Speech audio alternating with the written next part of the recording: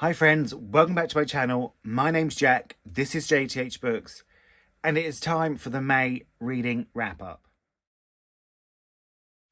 Now, didn't May just come and go like that? I don't know where it went, but it's gone. It's been and gone. Bye go. I had a funny reading month. I read 11 books, 8 physically, 3 on audio. I read 3,438 pages. But I was in a bad mood for all of May, basically. And there were just some books on here that I think I would have loved more if I wasn't being so bloody miserable. I just never wanted to pick up a book. That wasn't how I wanted to spend my time. But what else was I going to do? All I do is read. So I don't know what was really happening. But there were just some books that I feel like maybe if I hadn't just been so then I might have enjoyed more, but that's life. Sometimes you're in a bad mood. Sometimes it lasts an hour, sometimes it lasts a day, sometimes it lasts a month. It's kind of carrying on into June too, so maybe 2 months. But let's talk about the book, shall we? First up, we have A Trans Man Walks into a Gay Bar by Harry Nicholas. Now, this was my non-fiction for the month. This was kindly sent to me by Harry and Jessica Kingsley Publishing. And it is just about Harry discovering his transness in queer spaces. Oh, that was a lot of rhyme. It is at times really sexy, and it's at times really funny, and it's at times really personal. And it is just about, manoeuvring in spaces where Harry necessarily doesn't feel welcome. But of course he is welcome. He's welcome. Everyone's welcome. But we're not homophobes in queer spaces. But yeah, it's got that really sort of great mix of facts and figures and a personal story. It's like a friend telling you a story. I really, really did enjoy this one. It's out now and I can't recommend it enough. Next up, we have The Late Americans by Brandon Taylor. Now, I know this is already out in the US, but it comes out June 22nd in the UK. I live in the UK. Can you tell by my British accent? I actually went less British when I tried to do that. I don't know what that was, but oh my goodness. This is just about a group of college students who are just finding themselves. They're finding themselves through their queerness and through their choices in life. And it just is about life. I don't know if that makes sense. I'm probably makes it sound a bit boring, but look, with Brandon Taylor's right. You're never going to go wrong. He's always going to, get you on the path. It did take me a while to get into, but once I was into it, I was really into it. And it tackles some really big things. It tackles, abortion and love and sex. When I was into it, it was good. Like I said, it just took me a while to get going. And also, in the synopsis here, it mentions Ivan, Fatima, and Noah. And you didn't get to these people to page 200 maybe. It was way in. So much so I forgot we were going to meet them. It just really you only get sort of a certain amount of time of each character, and you sort of does the thing that I love where it interconnects, where you're with one character and you sort of meet the next one, then you go on to them, and I absolutely love that. I think that's such great storytelling. It just really gets me involved. But it's Brandon Taylor. You can't go wrong. You can't go wrong. It has some really profound, sad, beautiful moments, and I'm really glad I've read it. And I've got to say, they were both my 4-star reads of the month. They were both my 4-star reads. Then I read Open Throat by Henry Hoke. Now, this is about a queer mountain lion who lives in the Hollywood Hills and sort of just watches over everything, and then they're deciding if they want to be a human or eat a human. Now, this is a small book. I think it's 156 pages. Yeah, bang on. Well done, Jack. It was 156 pages, but boy, it packs a lot in. I mean, I didn't think I'd be thinking about a mountain lion this much, but here I am thinking about this bloody mountain lion. It lives in the Hollywood Hills, and it sort of lives by a hike trail, and they can smell the humans, and they can they're sort of watching everything. There's such an observant character, this lion, but they don't know everything, so they call it City of Tents up in the hills, but really it is homeless people. And one of the hikers comes by and says that they're ruining the place and they're bringing the property prices down, and they set the tents on fire and they try to set this homeless community on fire. And the lion tries and like helps the homeless community, and it really showcases sort of the best and the worst in humanity. Like, it's really vicious, but this lion is sort of so innocent and so good that why would you do that? Why would you do that? Like, yeah, and he's right, why would you do that? But it packs so much in. I really didn't think I'd be thinking about a mountain lion this much. I don't think you're going to read a more considerate or considered character this year. It's so good. It doesn't come out till June the 27th.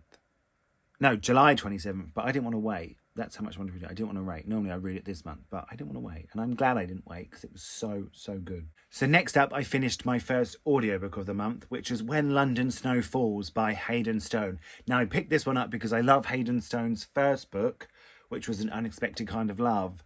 But let me tell you, the love did not carry on.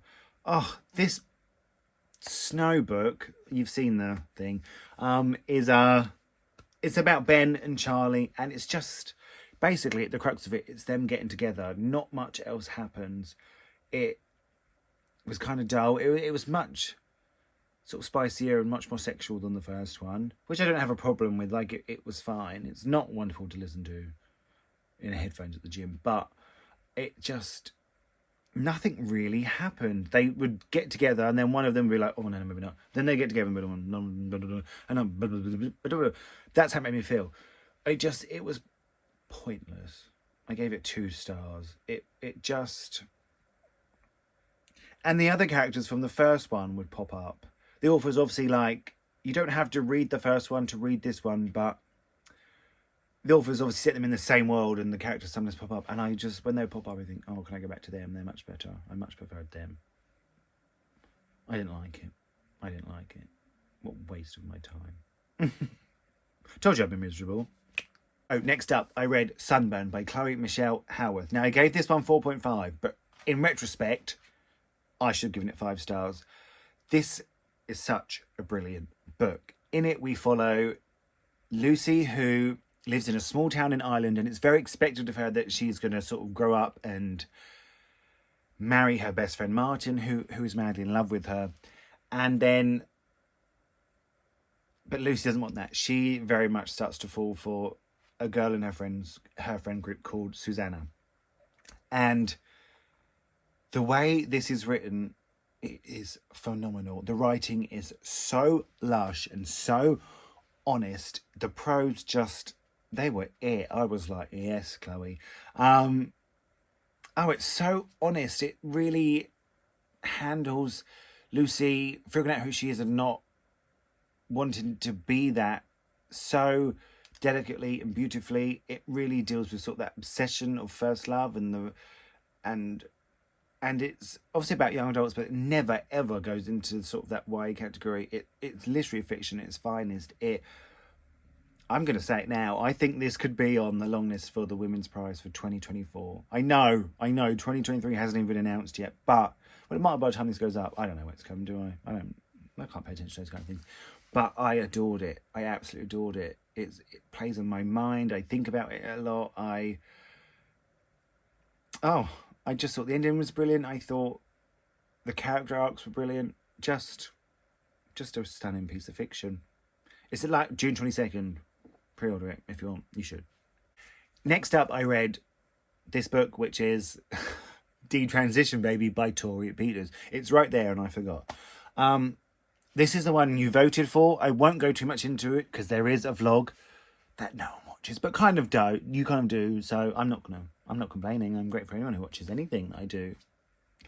But this is about Ames and Reese. They've split up. Ames has detransitioned and then gets his boss pregnant, and he gives Reese the chance to be the mother that she has always wanted. It really focuses on queer found family and what it means to be desired as trans and what it means to have desire as a trans person. It was 5 stars. I thought it was phenomenal. It's sort of got little brutality to it.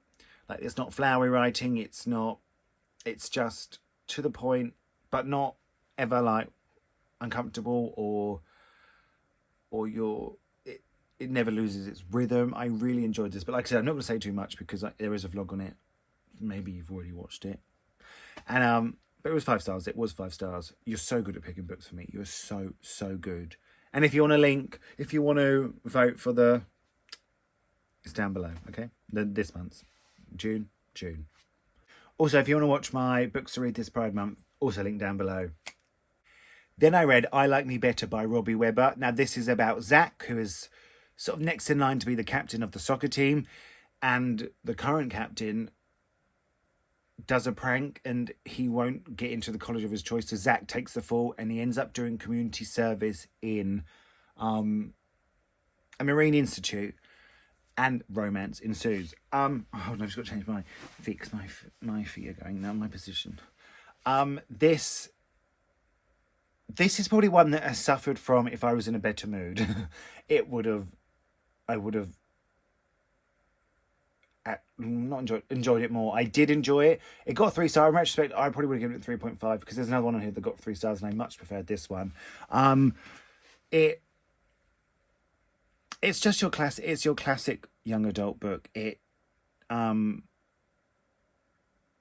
got some fun and funny characters. It's got a really sweet romance. It's very where they work at a marine institute. It's got real sort of an environmental message, and I really liked that. I think, you know, that's very important for young adult people to read about. You know, it's their future, isn't it? Well, I'm still young enough that the environment doesn't affect me, but yeah, I really liked his first book. I did prefer his first book, but like I said, it might just because I was in a bad mood, but I did enjoy this. I always recommend it, and I will read. I know he's writing another book, or he's written it. I'm going to read it. I will absolutely read it. So now, again, already out in the US, but I believe it comes out June 8th in the UK, so it will be out by the time you see this. Next up is my second audiobook, and it was Conventionally Yours by Annabeth Albert. Now, this we follows 2 characters whose name I have no clue. Conrad, maybe one of them. And they play this game. It kind of reminds me a bit of Dungeons and Dragons. And they're both sort of good at it. And they get the chance to go to this competition. And the winner gets prize money and a job. But they have to like take a road trip to get there. And it's sort of enemies to lovers or rivals to lovers, and I hated it. I absolutely hated this book. Hold on, I've just got to change position. I don't know what the point of it was. I don't understand the game at all. They didn't really like each other, and I thought, well, you just don't like each other. Why would you fall in love like that? I didn't like it. I did not like this at all. I told you, bad mood. It was 1.25. Only because I was kind of like, oh, who is going to win? But I don't know why I listened to it. Like, I will never get those hours back. It didn't even make the gym enjoyable. And one of the narrators, because it was dual narrator, his voice, I didn't like it. I don't know who would. If you did, I'm sorry. If you did, you can just say, like, Jack, you're wrong. And I probably am wrong, but I did not like this at all. Was that too harsh? So next up, I read Mrs. S by Kay Patrick. Now, this is about a young woman whose name you never know anyone's name in this, who is Australian, and she's come over and she works in sort of an elite boarding school as the matron, and she ends up having an affair with the headmaster's wife, Mrs. S. This book is absolutely brilliant. It is another one I cannot get off my mind. I'll be surprised if it's not in my top 10 books of the year at the end of the year. It will definitely be in my top 10 books of, so far. The writing is so static and so stylish, and yet it's somehow lyrical and beautiful. I don't know how Kay Patrick done it. Kay Patrick has just got their own style. This is such an assured debut novel. Kay Patrick is surely one of the best new writers that around. I thought it was brilliant. You never know anyone's name. the students, they're just called the girls, and they feel just like this group, like they feel like the group of mean girls, but then they're not, but that's what it feels like. It's really atmospheric, it's sexual, and it's seductive, and I just thought it was brilliant. It was just, there's something about this that I can't even put my finger on, that I'm probably not clever enough to articulate to you, but I just adored it. I've just noted some of the books are out of order, but it's,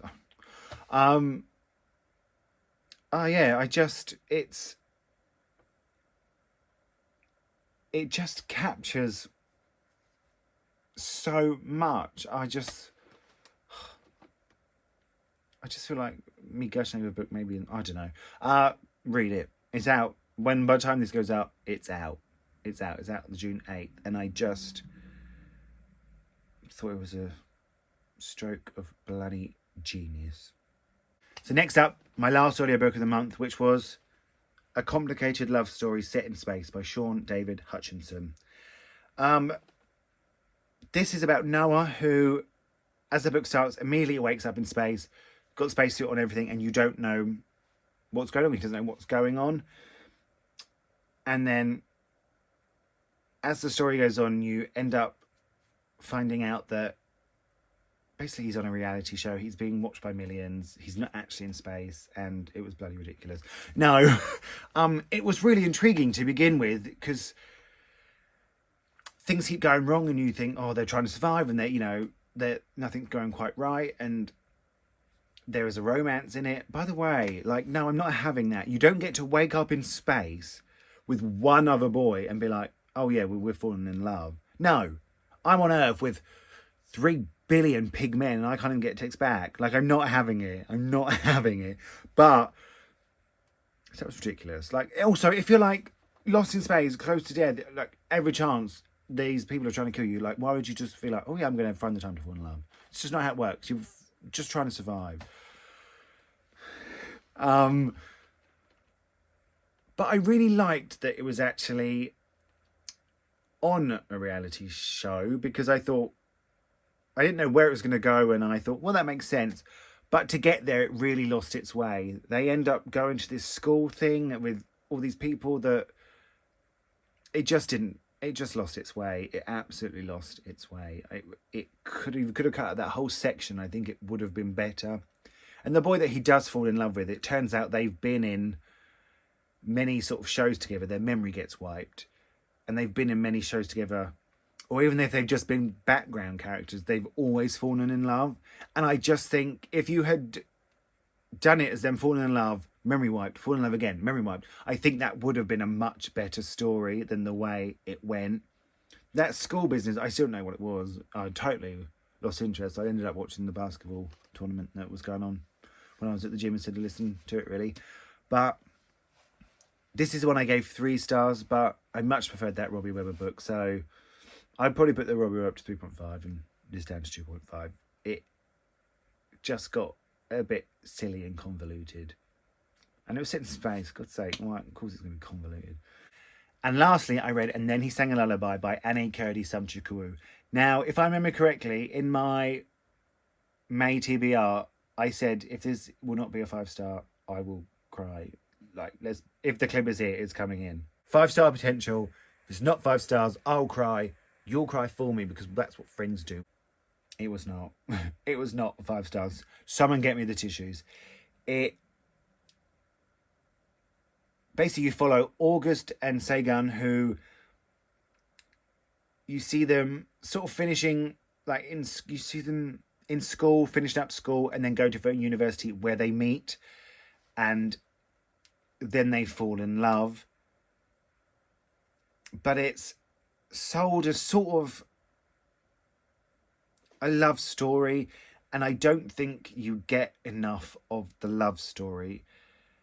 And you get it from August's perspective, like August's story, and Sagan's perspective. And I think that's where this book really suffers. I think if the author had just chosen one character perspective, it would have been much, much stronger. I ended up giving it a 3.5. It's not bad. something sort of happens, and like I did feel my heart break a little bit, but it was, again, I thought, oh, if this had been told from one perspective, it would have been much better.